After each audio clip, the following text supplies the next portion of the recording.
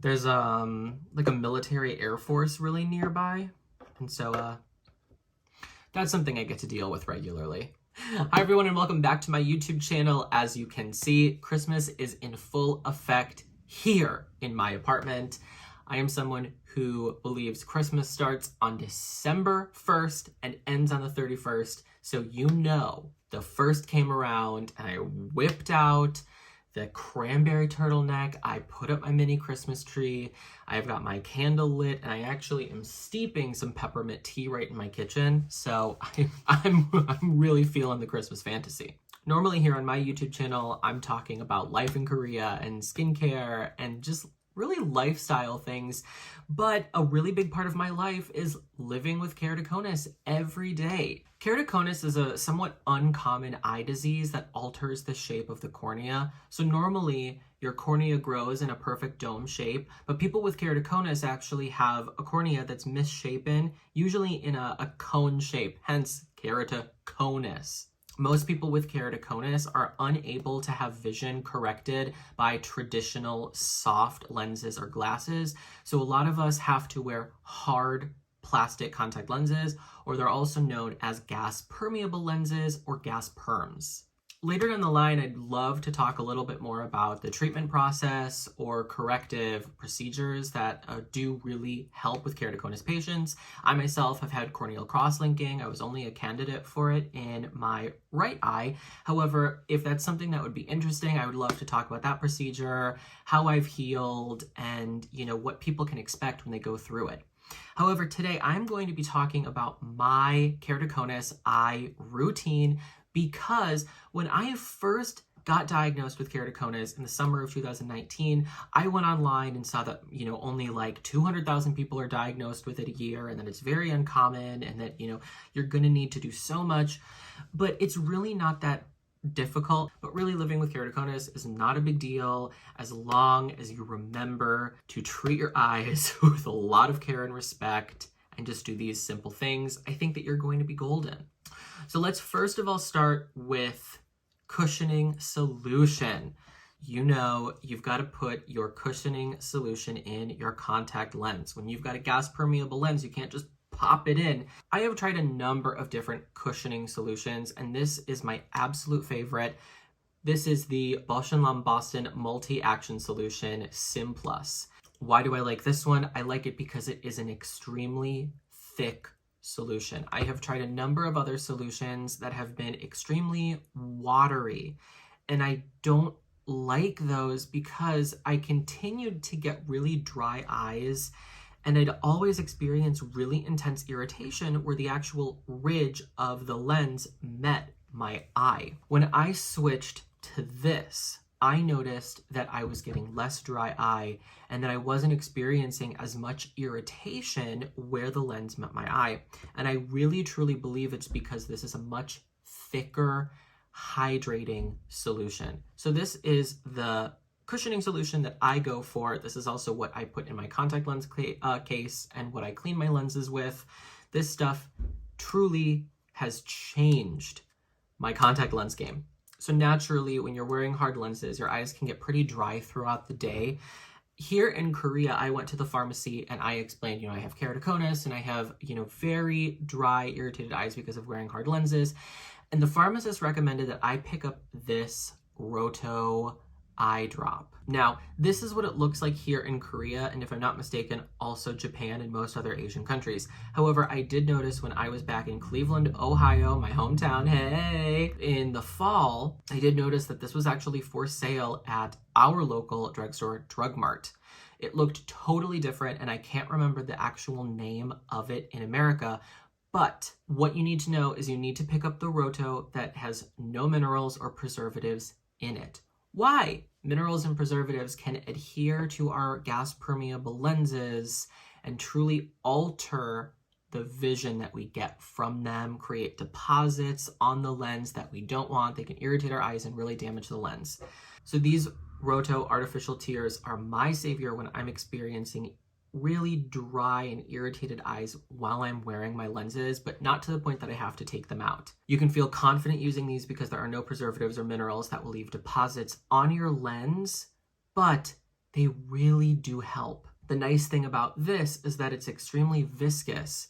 So when you drop it in, it's so nice and light and watery. I feel as though it's able to spread throughout my entire eye area very quickly, and I get extremely quick relief. This is also really nice on days that I'm not wearing lenses because it is so light and airy and refreshing. Total win for keratoconus, I believe. Now, speaking of contact lenses, another thing that I do on a regular basis to make sure that I'm maintaining eye health is I try to, at least once a week, go without my contact lenses.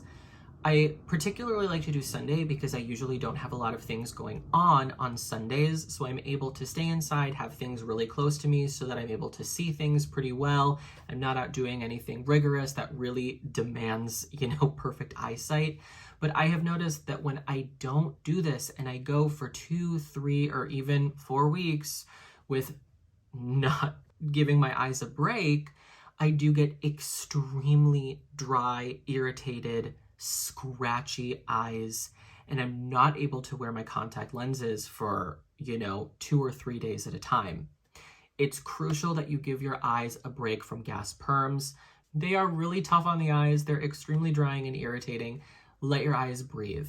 At nighttime, and also on the days that I'm not wearing my contact lenses, I adore the Bausch & Lomb Soothe XP Artificial Tears. My mom, love you. She watches all my YouTube videos. This was a recommendation, and she even let me borrow this. I ended up holding on to it, not because I was stealing it, but because I totally forgot that this was in my bag. So I ended up stealing this from my mom. Love you. I'm so sorry, but thank you so much. These are amazing eye drops. These are the kind of drops that you are not going to use when you are wearing your contact lenses. These are going to be drops that you use at nighttime and on days that you're not wearing your lenses. Why? Because this has additional hydrating agents that are going to be great for your eyes, but not good for your contact lenses. The cool thing about these drops is that they are extremely thick, and it's interesting because they're actually opaque at first. So you want to make sure that you give it a nice shake beforehand to get all of that solution to really mix together quite beautifully. You're going to notice an intense white opacity at first. Don't be alarmed, that's totally fine. In just a few seconds, it's going to dissipate and you're going to be able to see just fine. But these are extremely nourishing and hydrating, especially for those of us that have to wear our hard lenses or have keratoconus. I cannot tell you how game-changing this has been for my eye health. The next thing that I really want to touch on is the actual removal of hard contact lenses, because I find that I am extremely particular with the kind of tool I like. There are 2 kinds of tools that you can use to remove your hard contact lenses. The first one being a simple dome, then the next one actually being a hollowed out dome. And I particularly like the hollowed out dome because you're able to create the vacuum seal on the lens yourself. Why do I like that? Because I feel as though you get a better grip on the lens and it has more force to pull the lens out. With these, I find it's particularly difficult to get the right angle, and there's sometimes not enough pressure to actually remove the lens. I find myself fumbling with these quite a bit when I'm actually going to remove my contact lenses. Creates more eye irritation. I feel as though I've actually probably scratched my eye with the edge of my lens as I've tried to remove my lens in the past. These guys, I feel, leave very little room for error because they have such a good adherence to the lens. They come out, in my experience, the first time, every time. And then last but not least, I would not be doing my due diligence as a medical esthetician if I didn't talk to you about skincare around the eye area, and so I'm going to be talking about eye cream. In a normal skincare routine, eye creams are not a necessity. However, because us as keratoconus patients or people who wear hard contact lenses, we are constantly moving our eyelids in very weird, unnatural ways. Lots of liquids and solutions have to touch our eyes on a regular basis, which can create a lot of dryness around the eye area. When we continuously put liquid on the skin, it evaporates and actually pulls water from our skin with it. So I find with how many eye drops I'm using on a regular basis, how much actual contact lens solution is going into my eyes, I have extremely dry eye areas. I picked up the Vaseline Eye Cream Moisture Wrinkle Repair, I'd say probably about 9 months ago, and I have absolutely fallen in love with it. It is extremely affordable, very occlusive, and nourishing. If you're someone who does wear makeup, this plays really nice with complexion products.